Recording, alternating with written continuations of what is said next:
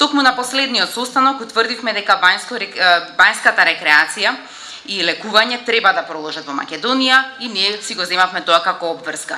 И во моментов тече имплементација на проектот, ние и за 2018 година ќе има средства да овој проект проложи понатаму.